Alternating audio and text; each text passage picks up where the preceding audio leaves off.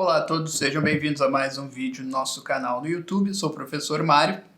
Hoje vamos falar sobre pedagogia, certo? Nós estamos aí com o nosso curso Formação em Pedagogia Clássica, recentemente lançado, e vamos falar então sobre este tema, certo? Por que é importante? Nós frisamos no curso que é importante a pedagogia, é claro, para os professores, isso ninguém vai duvidar, ninguém vai botar em dúvida, mesmo que não saiba exatamente do que se trata, mas sabe que a palavra está atrelada, certo? Com a profissão ou o ofício de professor. Mas também no curso nós direcionamos, certo, as aulas para pais e para pessoas que estudam sozinhos, sozinhas, certo? Que nós chamamos de autodidatas, certo? Um termo que eu não sou o maior dos fãs, mas é o termo que se usa. E aí nós podemos perguntar por que, certo? A pedagogia seria importante para esses dois grupos, né? E isso nos leva, é claro, direto à raiz da questão, o que é a pedagogia, para que serve e essas coisas. Então nós vamos falar um pouco disso. E, bom, para começar, nós podemos começar dizendo o seguinte: a pedagogia serve, digamos assim, para o ensino. É um modo de ensinar, diz respeito ao modo de ensinar. Como nós fazemos isso? Então, claro, o professor tem que ensinar e ele tem que usar algumas ferramentas, certo? Algumas ferramentas intelectuais, que dizem respeito à sua própria capacidade interior de transmitir aquilo que ele sabe, certo? Mas pode também dizer respeito a instrumentos exteriores, como quadro, diagramas que se traçam no quadro, frases escritas, pedir para copiar frases, pedir para escrever um texto, certo? Então, a escrita, a leitura de textos, tudo isso são instrumentos de que se lança a mão na sala de aula, não é verdade? Bem, então a pedagogia diz respeito a isso. Mas vamos olhar com atenção o seguinte ponto: ensinar, certo? O que é ensinar? Será que isso é algo muito rebuscado, que só certas pessoas com capacidades especiais podem fazer? Certo? Pessoas que têm a vocação para o ensino? Então, essa pergunta sempre vai ter duas respostas, sim e não. Existem pessoas, é claro, que têm o ofício de ensinar, que de alguma forma quiseram se colocar nesse ofício, quiseram praticar esse ofício, fazem dele talvez o seu ganha-pão, tá? Não necessariamente, mas muito provavelmente nos dias de hoje, tá? Mas, por outro lado, nós podemos perguntar, e as outras pessoas não ensinam nada? As pessoas comuns não ensinam nada? Bem, e aí nós podemos nos reportar a um livro muito interessante de Santo Agostinho, inclusive chamado De Magistro, em latim, que nós traduzimos para sobre o professor, ou do professor, dependendo do tradutor. Mas é um livro que trata, então, especialmente da figura do professor. E aí, tu podes estar pensando que bem, então é sobre o professor, é só o professor que ensina, mas não é isso que Santo Agostinho diz na obra. Ele diz, especialmente, isso bem no comecinho da obra, que quem fala, já está discutindo, é um diálogo, mais ou menos nos moldes dos diálogos platônicos. Então, duas pessoas estão conversando, nesse caso, é o próprio Santo Agostinho e seu filho Adeodato, certo? E logo no começo, o Santo Agostinho lança a primeira pergunta ao Adeodato, que é: o que tu supões que uma pessoa faça quando diz palavras? Quando está falando. O que uma pessoa quer fazer quando diz palavras, quando fala? quando se comunica por meio de palavras. E, por fim, o adeodato responde, olha, ele está tentando ensinar, certo? Isso é muito interessante, muito importante, tá? No sentido, então, que o Santo Agostinho utiliza o termo ensinar, isso é uma coisa que todo mundo está fazendo sempre que fala. Então, ele praticamente está equiparando falar com ensinar. Quem fala, ensina. Transmite seu pensamento por meio de signos. E seria mais ou menos essa a origem etimológica da palavra ensinar, né? Propor signos. Né? Esse sinar aí, essa parte da palavra sinar, seria de signo, seria uma modulação para o português da palavra signum, que é uma palavra latina, certo? Nesse caso. Então, falar é ensinar. Então, todos nós, quando estamos falando, sei lá, sobre o nosso dia, sobre as coisas que nós fizemos no trabalho, as coisas que nós fizemos no nosso fim de semana, nós estamos ensinando num sentido, tá? Em certo sentido. Certo? Não é o ensino do professor, mas é um ensino. Nós estamos propondo signos para que aquela pessoa receba uma informação que está em nós, não é? Então, por exemplo, o que eu fiz no último fim de semana? Bom, eu sei, está dentro de mim isso. Agora, se eu quero comunicar a alguma outra pessoa, um amigo meu que não me viu no fim de semana, eu tenho que propor, então, a ele uma série de palavras, né? Vamos dizer assim, propor, dar-lhe essas palavras, e ele, então, toma para si, digamos assim, pelo ouvido, as escuta, e interiormente ele entende, por meio, então, das funções interiores da alma, e daí se referem à imaginação, à inteligência, certo? Essas coisas. Aí, por meio da imaginação, ele imagina o que eu fiz e ele entende. Olha, ele foi lá, foi passear com o filho no parque, tal, ele consegue imaginar e recriar no seu interior, então, essa ideia. E isso tudo para o Santo Agostinho é ensinar.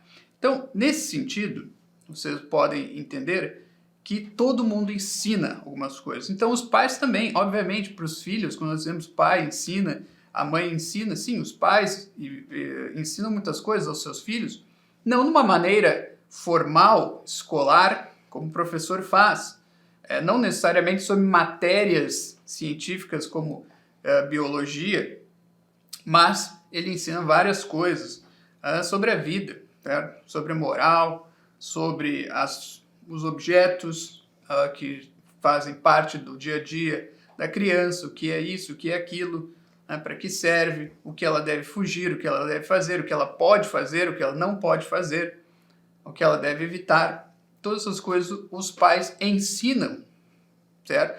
Embora não seja de uma maneira pedagógica, certo? Não seja se utilizando ou se valendo de uma pedagogia muito clara, tá? Há alguma pedagogia ali, sim, mas não é uma pedagogia de que os pais estejam muito cientes. Eles podem usar exemplos, ele pode dizer, olha, aconteceu com aquele fulano, ele foi lá brincar com fogo e se queimou. Ele, né, o fulaninho, filho do fulanão, ele foi lá, né, criança, estava ali, ninguém viu, começou a brincar com o isqueiro, acendeu, se queimou e tal, teve que ir para o hospital. Ele dá um exemplo. E exemplos são parte da pedagogia, sim, são um dos instrumentos de que a pedagogia se vale, certo? Até isso num sentido retórico também. A retórica trata desses assuntos também. O exemplo, a máxima moral e o exemplo, por exemplo. Tá? Não brinque com fogo, máxima moral. Mas por quê? Olha, porque o fulaninho foi lá brincar e se queimou. Dá um exemplo concreto, real, tá? Sei lá, o fulaninho ali, teu amigo, tá? Olha só a força que isso vai ter. O filho vai ficar meio já desconfiado. Bom, talvez eu não deva mesmo brincar com fogo. Tá? Então, o pai vai se valer de exemplos, vai se valer, sei lá, da literatura, pode citar a Bíblia, pode citar uma autoridade, certo? Tá lá no desenho que tu gosta, Ah, o cara aconteceu tal coisa. Por quê? Porque isso aí é o que acontece com quem brinca com fogo. Lá, o Tom e Jerry lá foram brincar com fogo. Então, várias coisas podem ser utilizadas pelos pais. Eles talvez não saibam que estão se valendo de pedagogia, mas estão. Agora, então, quando nós falamos de pedagogia mesmo, estrito sensu, né, em sentido estrito, aí nós estamos falando do uso dessas ferramentas de uma maneira consciente, é claro. Certo? Então, aí a pessoa que vai estudar pedagogia, ela estuda essas ferramentas e quando ela usa um exemplo, ela sabe que está usando um exemplo. Ela sabe que o exemplo tem mais força, digamos, do que a máxima moral abstrata, genérica, para as pessoas que estão iniciando no assunto, ou para as pessoas que ainda não estão com a sua inteligência completamente desenvolta, como uma criança. Então ele sabe, aqui eu uso o exemplo, aqui eu trago uma autoridade que fala daquilo, que vai ter um impacto maior, porque é uma questão também retórica. De novo, hoje em dia ninguém estuda mais retórica nas escolas, nem nas universidades, em curso de pedagogia, até onde eu sei. Eu estou falando da retórica clássica, obviamente. Ninguém faz isso, tá? Mas deveria, porque as ferramentas retóricas dizem muito respeito à pedagogia. Então, o estudo de retórica faz parte da pedagogia, em grande medida. Em grande medida. Tá? Então, a pessoa que estuda pedagogia, ela estuda essas ferramentas que são o modo de ensinar, certo? Então, ele vai ensinar, ele sabe que ele quer ensinar, o pai ensina o seu filho quase como um instinto. Certo? Existe um instinto paterno, um instinto materno de proteger a sua criança, de dar-lhes o ensinamento para que ele se dê bem na vida, para que ele seja bem sucedido nas suas ações, né? Então isso é quase instintivo. De novo, o professor ele já faz isso de um modo mais racional, mais pensado, deliberado. Ele escolheu aquilo. O pai, sim, existe uma espécie de escolha, mas é uma escolha quase instintiva, quase natural, quase como uma força da natureza que simplesmente diz, olha, tem que ensinar meu filho, eu tenho que proteger o meu filho, eu não posso deixar ele cair aqui, eu não posso deixar ele se queimar, não posso deixar ele botar a faca na tomada, certo? Isso é quase natural.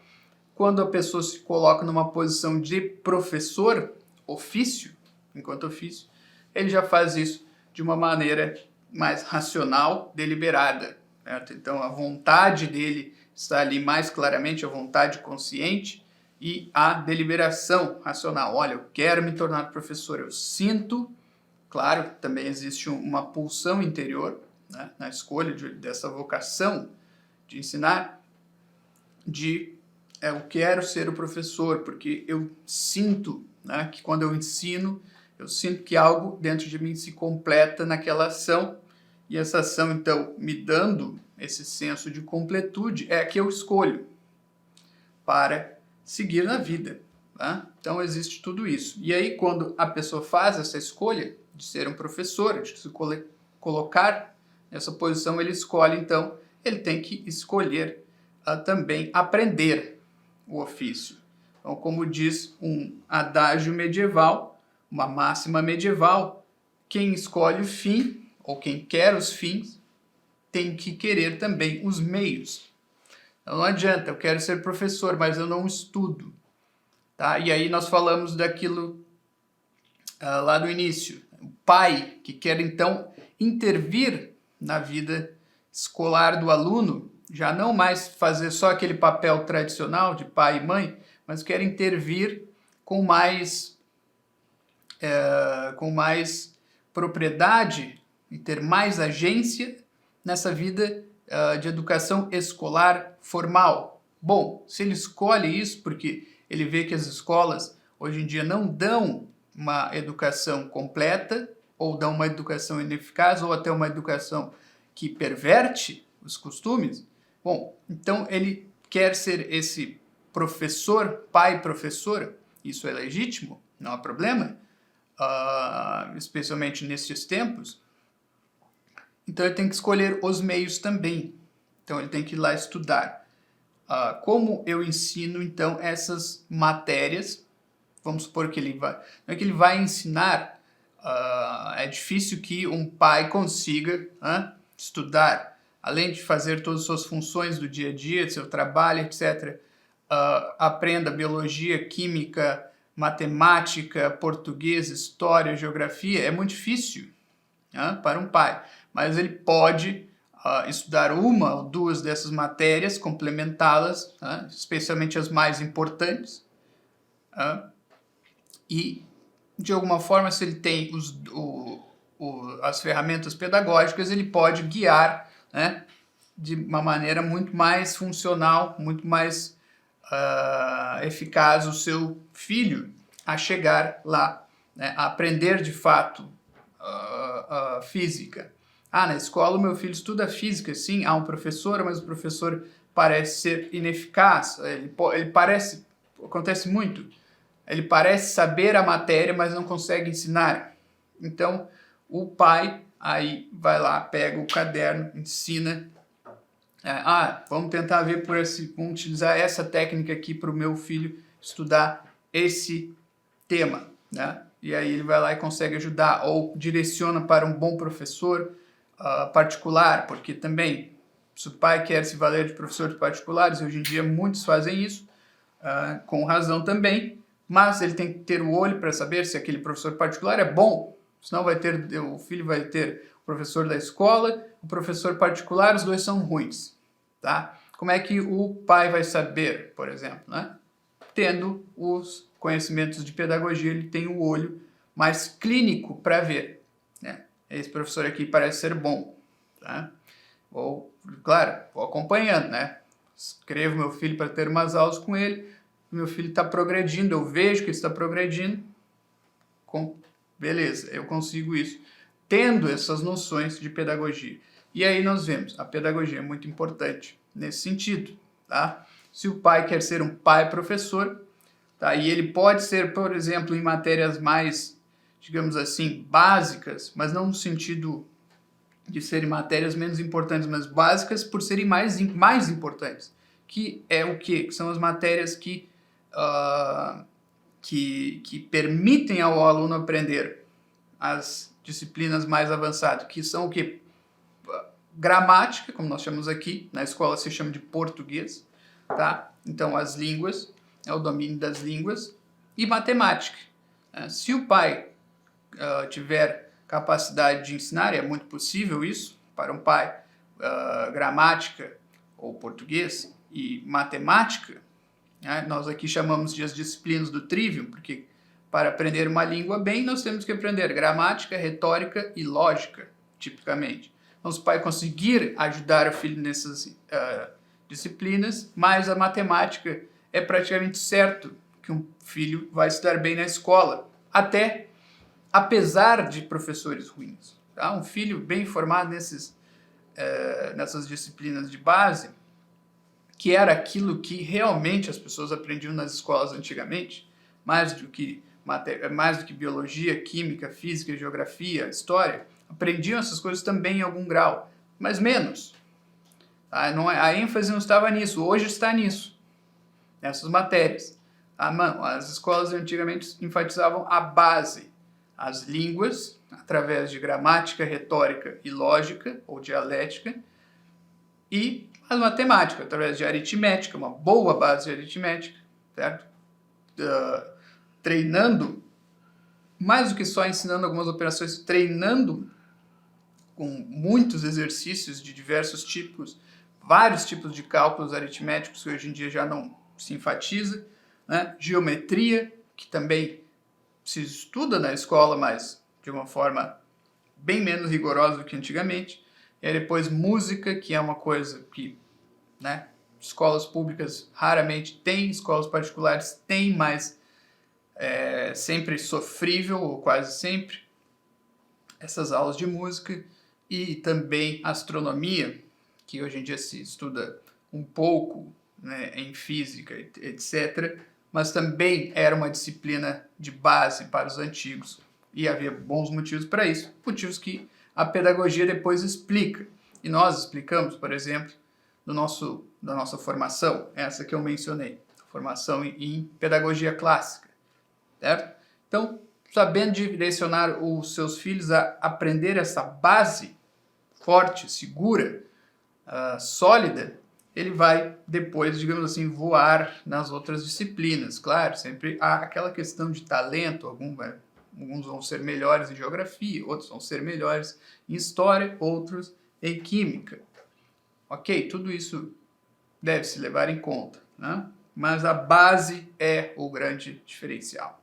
E nós vemos isso aí também para aquelas pessoas que querem estudar de forma autodidata, né?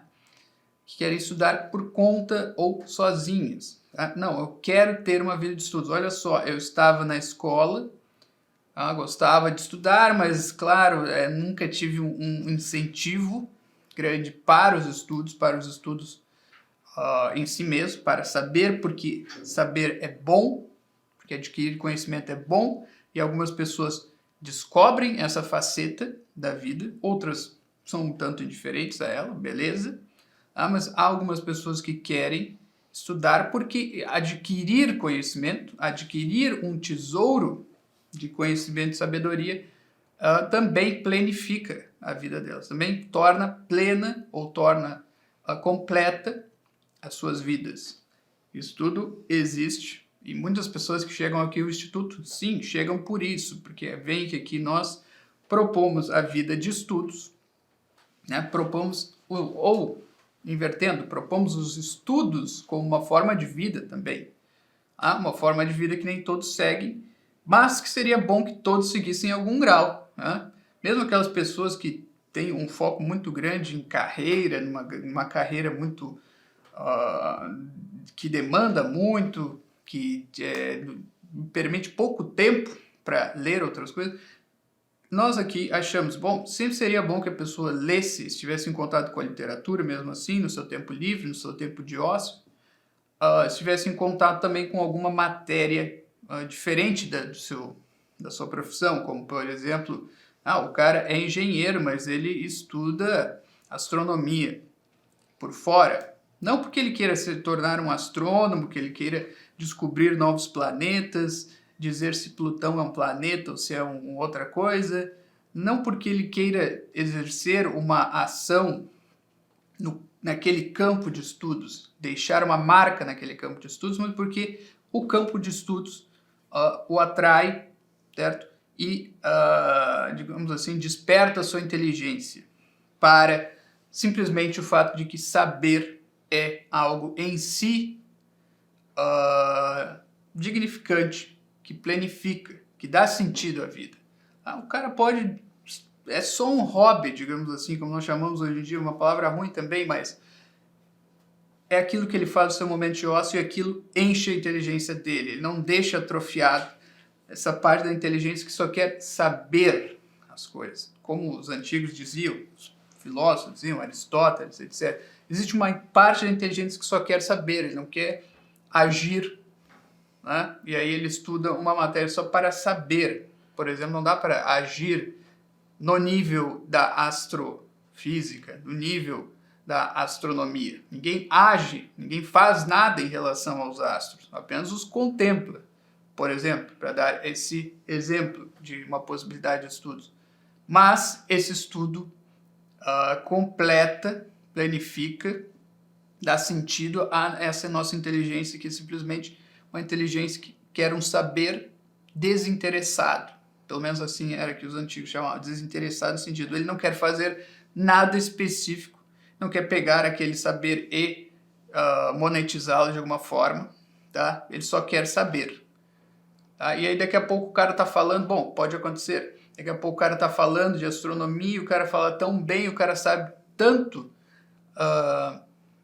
que ele parece até saber mais do que as pessoas, os professores de astronomia, do que até alguns astrofísicos e físicos aí, tá? E aí alguma pessoa se diz, pô, eu queria estudar contigo e pá, e coisa, essa coisa de astronomia, e aí vem um outro também, tô interessado, o jeito que tu fala me cativa para esse assunto, Daqui a pouco vira um curso, assim, uma coisa pequena e tal, não sei o que. Tudo bem.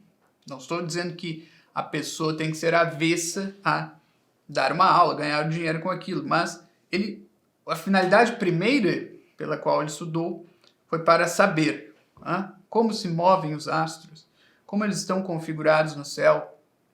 Aquilo quer dizer alguma coisa a mais, o que é para além do sistema solar, certo? Qual é o tamanho do universo? Todas essas perguntas a pessoa pode tê-las. Né? Hoje em dia se pergunta, há só um universo? Há muitos? Lá. Né? Todas essas perguntas podem ser feitas e respondidas em algum grau. E a pessoa, um autodidata, quer saber isso, ele só quer saber. Bom, existem muitas dificuldades em ser autodidata, tá? E uma delas é essa, não tem um professor que vai te ensinar. Tu mesmo escolheste o fato de que tu queres ser o teu próprio professor. E é isso que nós enfatizamos, então, na formação. Por isso que ela também é para autodidatas. Bom, tu queres aprender por conta, tu tens que se tornar, né? Tens de te tornar o teu professor, o teu próprio professor. Não? Parece que é isso aí mesmo. Né? Então também convém que tu aprendas as ferramentas da pedagogia. Então essa formação também. Nós temos aqui os nossos cursos, temos a Confraria de Artes Liberais para que as pessoas que querem aprender artes liberais para estudar depois sozinhas ou para se valer delas na sua prática docente em escola, universidade também, claro. Mas quer estudar sozinho algum assunto, bom, tem a confraria, certo? Tem a escola clássica para quem quer aprender as línguas antigas em que foram depositados todo praticamente o conhecimento da antiguidade, né? Latim e grego. Bom, podes aprender tudo isso. E agora nós criamos também a formação em pedagogia, porque, bom, aqui o foco é pedagogia. Quem são os grandes autores? O que esses autores falaram sobre pedagogia, porque geralmente eles não falaram só sobre pedagogia. Então nós falamos lá a pedagogia do Santo Agostinho, a pedagogia do Aristóteles, do Platão. Esses caras não eram pedagogos, eles eram filósofos, eram teólogos, mas eles falaram de pedagogia e falaram muito melhor do que os pedagogos hoje em dia, aqueles que hoje em dia são especialistas na área, certo? E tantos outros, o Marciano Capella, sei lá, o Boécio, o Hugo de São Vítor, sim, um dos grandes pedagogos do medievo, continua sendo referência hoje em dia para quem vai lá e compulsa, procura nas suas obras o que ele tem a dizer sobre o assunto. E é muito interessante. E é isso que nós trazemos. Tá? Então, quem quer estudar também por conta precisa se tornar o professor de si mesmo. Tá? E isso acontece, a pessoa às vezes está perdida ali, não, eu quero estudar, eu gostei dessa história de vida, de estudos, começa a ler livros muito avançados, fica enervado, fica irritado porque não consegue, e aí vai para uma coisa mais simples, mas aquela coisa simples não o motiva tanto, tá? E ele fica nisso, vai um pouco mais simples, um pouco mais avançado, muda de tópico, vai para um tema X, depois vai para o Y, que é muito distante. E isso tudo pode prejudicar essa vida de estudos ou pode fazer com que a pessoa perca vários anos. Até ele descobrir, não, mas peraí, eu tenho que começar assim, ó. Pedagogicamente falando, eu tenho que começar a partir daquilo que eu já sei e tenho que ir para aquilo que eu não sei. Mas como é que eu avalio isso? Eu tenho que me tornar um professor também para avaliar isso. Porque é isso que o professor faz, né? O professor chega lá na sala de aula no primeiro dia, na primeira série, pelo menos na minha época era assim. Hoje em dia as coisas mudaram um pouco, né? Mas a primeira série, no meu tempo, era para a pessoa aprender a ler, escrever e contar, assim, né? No nível mais básico. Aí a pessoa ia lá, a professora ia lá e, olha, ela partiu daquilo que os alunos já sabiam, é necessário. Ou seja, assim, então ela dizer, olha, vocês falam a palavra abacaxi. Tá aqui a grafia que indica a palavra A, que inicia a palavra abacaxi. Então, e depois vocês falam a palavra ba, ou a sílaba ba. E aí tá aqui o B, que é uma consoante, tal. Então ele parte daquilo que os alunos já sabem, já fazem. Sabem e fazem, Então, os alunos já chegam na escola falando várias palavras, né? Se comunicando bem, né? Aprenderam em casa, aprenderam com a família, com os amigos, diversas palavras e já se comunicam, já se comunicam com uma certa sintaxe, inclusive, que eles nem sabem o que se trata, mas eles já comunicam com sintaxe, sabem usar substantivos, verbos, até advérbios, adjetivos. Eles não sabem nada do que é isso, mas já usam. E aí que está, né? É preciso partir daquilo que eles já fazem. Olha, quando tu diz, eu fui rápido na casa do meu amigo, esse rápido aqui funciona como o quê? O que é isso? É um advérbio. Hã? O que? Nunca ouvi falar. Não, advérbio ele modifica o verbo fui, o verbo ir, que está no passado, fui. Não sei o que, vai explicando. O verbo significa tal coisa, a ação está no passado, porque já aconteceu. Várias noções o professor vai dando, de alguma forma, só alimentando o aluno com noções que ele não tinha, mas que ele já sabia, de forma inconsciente. Então ele já usava, pelo menos, então ele tinha uma pré-ciência daquilo, certo? E assim funciona a pedagogia. Então o pedagogo, a pessoa que estuda essas técnicas, ele tem que, e todo professor tem que ser em alguma medida um pedagogo, tá? Tem que ter pedagogia para ensinar, ou senão ele vai ensinar de uma maneira empírica apenas, e isso é sempre problemático, para dizer o mínimo. Então ele tem que saber, onde é que está este aluno aqui? Ele faz isso aqui, a partir daqui ele já não consegue, então eu tenho que dar esta noção agora, e depois aquela, e assim o aluno vai crescendo no conhecimento, certo? Tudo isso é pedagogia, pessoal. Então, diz respeito ao seguinte, ensinar, como eu falei lá no começo, todo mundo ensina quando fala, tá?